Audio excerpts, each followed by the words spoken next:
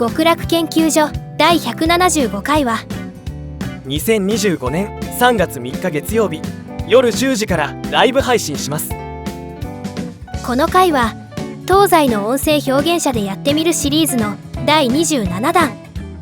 おなじみナレーターの徳田祐介さんをゲストにお迎えしますが、作品はまだ決まっていません。どんなお話をやるのかお楽しみに。